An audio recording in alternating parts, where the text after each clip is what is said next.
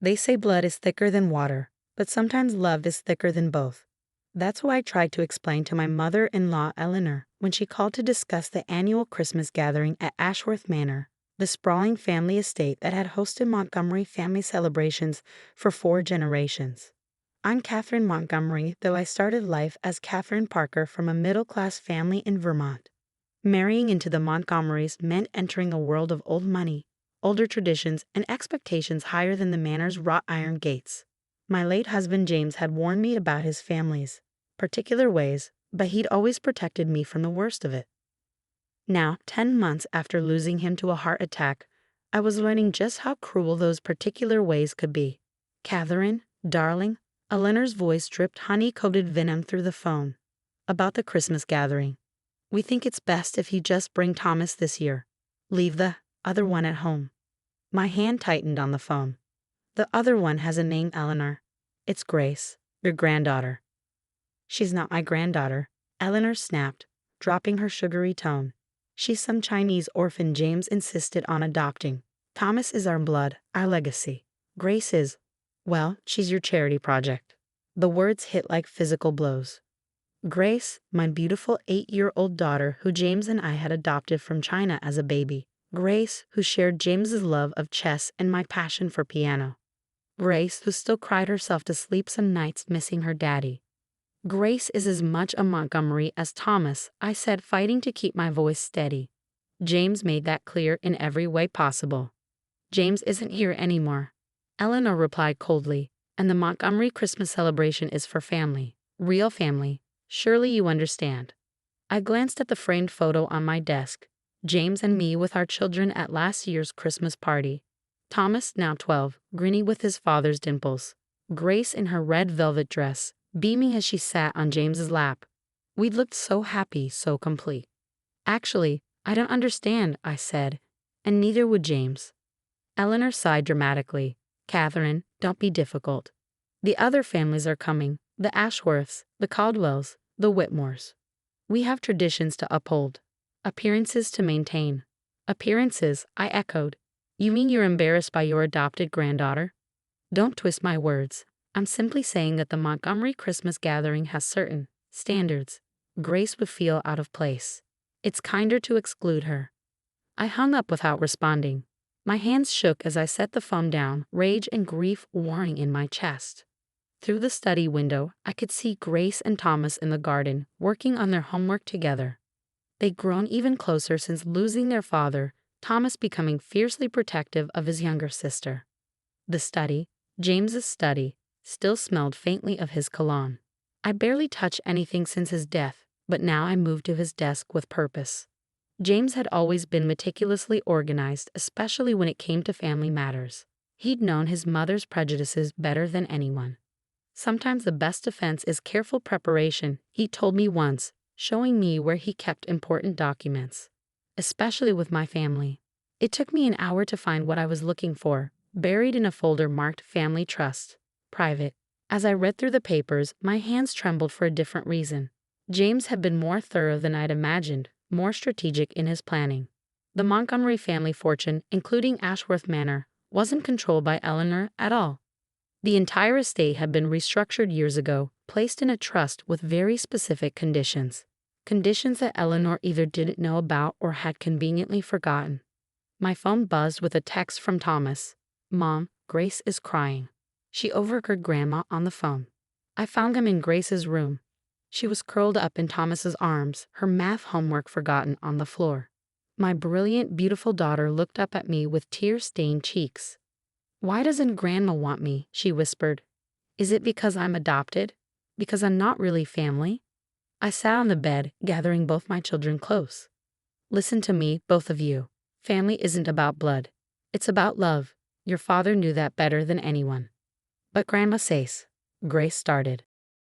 "Grandma is wrong," Thomas interrupted fiercely. "You're my sister. Period." I kissed them both, my heart swelling with pride at Thomas's protective instincts. "Your brother's right, Grace, and I promise you, this Christmas will be different." That night, after the children were asleep, I made 3 calls. The first was to Harrison Walsh, the family's longtime lawyer who'd helped James set up the trust.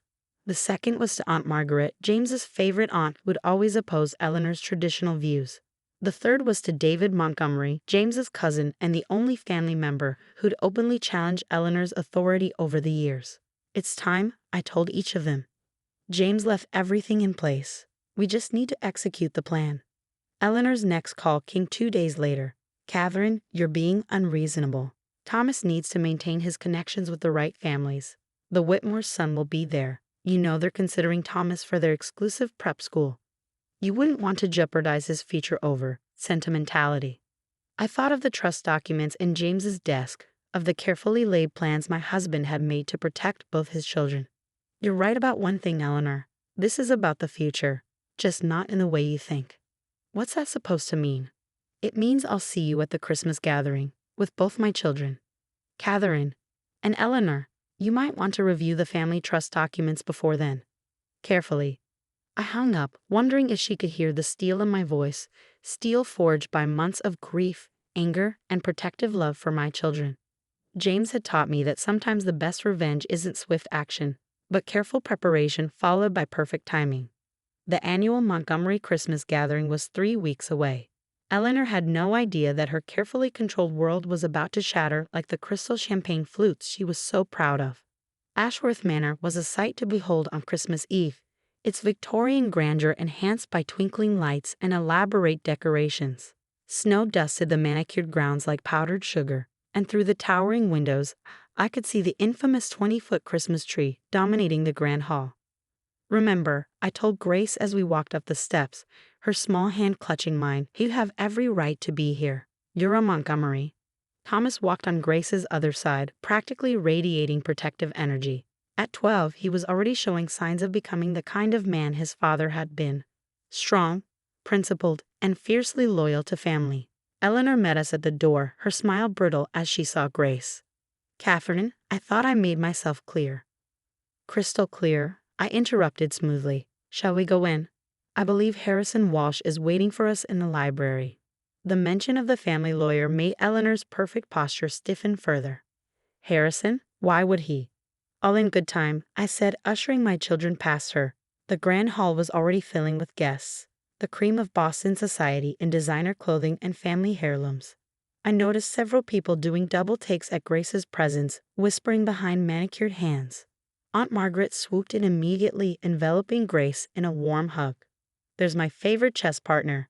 Grace, darling, you must tell me how your tournament went last week." I smiled gratefully at Margaret as she led Grace toward the refreshments, skillfully integrating her into a group of children who looked far more interested in cookies than ancestry. "Catherine." David Montgomery appeared at my elbow, handsome in his tailored suit.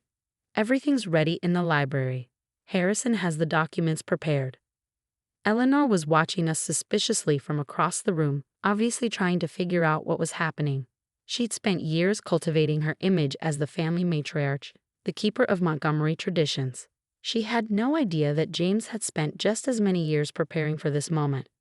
The library had always been my favorite room in Ashworth Manor. Floor-to-ceiling bookshelves, leather chairs that smelled of history, and James's presence somehow strongest here among his beloved books. Harrison Walsh stood by the massive oak desk, arranging papers with practiced precision. "Shall we begin?" he asked as Eleanor swept in, followed by several key family members she'd obviously summoned for support. "Begin what exactly?" Eleanor demanded. "Catherine, what is the meaning of this spectacle? Bringing that child here against my explicit wishes." "That child," I cut in, "is Grace Montgomery, James's daughter and legal heir to the Montgomery family trust. And before you start spouting more nonsense about blood and tradition, you might want to hear what Harrison has to say." Harrison cleared his throat. "Mrs. Montgomery, Eleanor, I have here the full trust documents for Ashworth Manor and the Montgomery family estate. Documents that James had me revise 5 years ago, shortly after Grace's adoption was finalized." Eleanor waved her hand dismissively. Yes, we all know the trust parameters. The estate passes through the male line, maintaining the Montgomery legacy." "Actually," Harrison interrupted gently, "that's not correct. James made some rather significant changes. The trust now specifies that inheritance passes equally to all his legal children, biological or adopted. Furthermore," He paused, adjusting his glasses. The trust contains specific anti-discrimination clauses. Any attempt to exclude or discriminate against a legal heir based on their adoption status results in immediate redistribution of control. The color drained from Eleanor's face. What? In simple terms, I said, by attempting to exclude Grace from family events and challenging her status as a Montgomery, you've violated the trust conditions. As of this moment, control of Ashworth Manor and the majority of the Montgomery estate passes to a board of trustees, led by myself and David, until both Thomas and Grace reach adulthood. The library erupted in chaos. Eleanor's supporters were shouting about tradition and family legacy, while David and Aunt Margaret moved to stand beside me, presenting a united front. This is preposterous. Eleanor's voice rose above the din. James would never. James did. David's quiet voice cut through the noise. Because he knew exactly who you were, Aunt Eleanor. He knew you'd try something like this after he was gone. I pulled out one final document, a letter in James's familiar handwriting. He left this for you, Eleanor. He asked me to give it to you if this day ever came. Eleanor's hands trembled as she took the envelope. As she read, tears began rolling down her cheeks, smearing her perfect makeup. My dear mother, she read aloud, her voice breaking. If you're reading this, it means you've chosen your precious traditions over my daughter's happiness. I've watched you all my life, seeing how your obsession with blood and legacy has poisoned our family. I loved you, but I refuse to let you do to my children what you did to me and my cousins. Grace is my daughter in every way that matters. By choosing to reject her, you reject me and everything I believed in. The choice, and the consequences, are yours. With love and hope for your eventual understanding, James. The silence that followed was deafening. Eleanor sank into a leather chair, the letter falling from her limp fingers. The annual Christmas party will continue, I announced to the room. All family members, all of them, are welcome. Those who have a problem with that are free to leave. Nobody left. Instead, something remarkable happened. Cousin Alice's daughter rushed over to Grace, asking her to play the piano. The Whitmore children invited Thomas to show them his new video game. Slowly, the younger generation led the way, showing their elders what real family acceptance looked like. Later that evening, I found Eleanor alone in the conservatory, staring out at the snowy gardens. He was right about me, she whispered as I approached. I've spent so long protecting what I thought was important. I forgot what actually matters. It's not too late to change, I said quietly. Grace has an amazing capacity for forgiveness. She gets that from James. Eleanor turned to me, her face stripped of its usual perfect mask. Would you help me learn to be better? For Grace? For James? I thought about James, about his belief in redemption and second chances. Yes, I said finally, but you have to prove you mean it. Actions, not words. The changes didn't happen overnight. Eleanor had decades of prejudice to unlearn, but she committed to the process with the same determination she once applied to maintaining traditions. She started with small steps, attending Grace's piano recitals, asking about her chess competitions, learning to cook Chinese food for Lunar New Year celebrations. A year later, Grace's 9th birthday party was held at Ashworth Manor. Eleanor surprised everyone by hiring a Chinese cultural group to perform traditional dances and music. Watching Grace teach her grandmother how to use chopsticks, I saw James's dream of a truly united family slowly becoming reality. The old family portrait gallery at Ashworth Manor has a new addition now. Next to the stern-faced Montgomerys of generations past hangs a photo of our modern family. Thomas and Grace front and center, Eleanor and me on either side, surrounded by cousins of various ages and backgrounds. Below it, Eleanor insisted on adding a new family motto. Legacy lives in love, not blood. James would have liked that. Sometimes, when I watch Grace and Thomas playing chess in the library using James' old set, I think about how love can reshape even the most rigid traditions. Eleanor still occasionally slips into her old patterns, but now she catches herself, remembering James's letter and the choice she almost made. The annual Christmas gathering has evolved too. It's less about showing off family connections and more about actual family. Last year, Grace invited her entire international adoption support group to attend. The sight of children from various backgrounds running through Ashworth Manor's halls, playing hide and seek behind priceless antiques, would have given the old Eleanor heart palpitations. The new Eleanor just smiled and ordered more cookies. Thomas, now 13, has become Grace's fiercest advocate. When a new student at his prep school made a comment about adopted siblings not being real family, Thomas' response was pure James. Family is who you choose to love. Everything else is just details. As for me, I've learned that sometimes the greatest act of love is standing firm in defense of those who can't defend themselves. James knew that. It's why he put those conditions in the trust, why he planned so carefully for a future he wouldn't see. He knew that true legacy isn't about blood or names or traditions. It's about the love we choose to give and the family we choose to build. Grace keeps James's letter on her bedside table. She reads it sometimes, running her fingers over his handwriting. Daddy knew, she told me recently. He knew I was meant to be a Montgomery. Yes, he did. And now, finally, everyone else knows it too.